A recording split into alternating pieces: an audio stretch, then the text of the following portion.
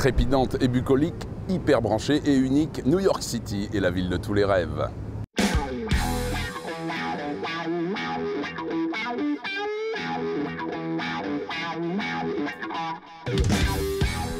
Pour le lancement du circuit international des modes 70, on ne pouvait rêver mieux qu'une confrontation entre New York et Brest.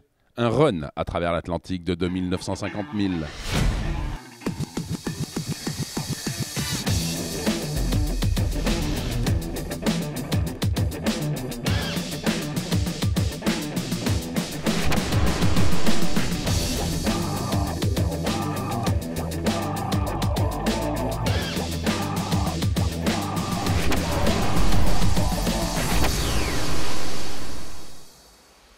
Sur le mode 70 numéro 3, Foncia, une légende vivante de la voile française.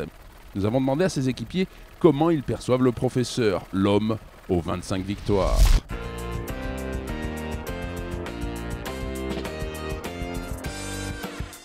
C'est mon patron, donc déjà respect. Il est vraiment différent en mer de ce qui peut être à terre. On se sent bien quand on monte à bord de son bateau. La meilleure façon de le découvrir, c'est sur l'eau, quoi.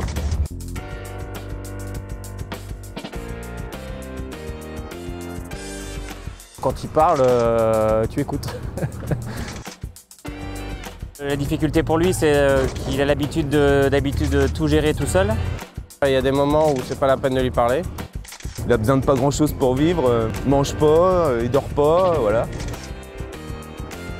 Il va falloir qu'on arrive à s'organiser pour qu'il aille dormir de temps en temps. Sinon, on va l'avoir derrière notre dos tout le temps.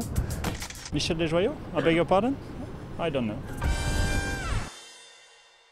Les yeux remplis d'embrun, 4 autres skippers rêvent d'accrocher ce run océanique de 950 milles à leur palmarès.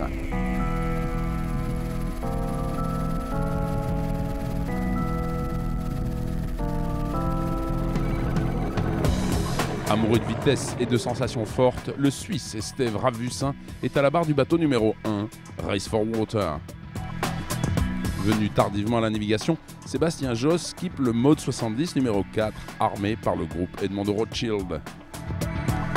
Très vite, séduit par les sirènes du large après une belle 4e place aux Jeux Olympiques, Yann Guichard barre le bateau numéro 5, Spindrift Racing. En quête de perpétuelle performance et inscrit dans le programme de formation des marins omanais, Sidney Gavinier skippe le bateau numéro 7, Mussendan Oman Sail. Avec des trimarans parfaitement identiques, la voile océanique entre dans une nouvelle ère, celle où les marins reprennent le pas sur la machine et se battent à armes égales. Le secret d'une victoire réside bien sûr dans la capacité des marins à aller vite, mais aussi et surtout dans l'exploitation des phénomènes météo. Des prévisions qui nous laissent à penser une traversée de l'Atlantique en des temps records. Premier bateau de cette piste Ocean Race a quitté la North Coast. Xavier Reville également, lui aussi, il était sur le maximum populaire 5 et sur le Jules Verne. C'est le record de l'Atlantique Nord. À bord de chaque mode 70, un équipage de 6 hommes pour une traversée de l'Atlantique qui va durer entre 5 et 7 jours. Yvan Ravussin nous fait visiter l'intérieur plutôt spartiate de cette véritable machine de course. Je vous présente donc le bateau, environ 17 mètres de large, 21 mètres de long, un mât de 29 mètres, plus de 400 mètres carrés de voile au porto, 38 nœuds de vitesse maximum, donc un bel engin de glisse, de vitesse qui nous procure plein d'adrénaline.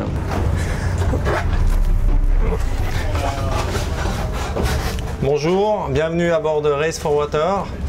Donc on va vous présenter l'intérieur du bateau. C'est un bateau qui est étroit, on est 6 hommes d'équipage. Donc il faut se déplacer tout en respectant chacun. Tous les bateaux sont à l'identique, donc au niveau, comme c'est des bateaux qui sont monotypes, ce qu'on appelle donc One Design, donc chacun a le même équipement pour respecter le poids de chaque bateau.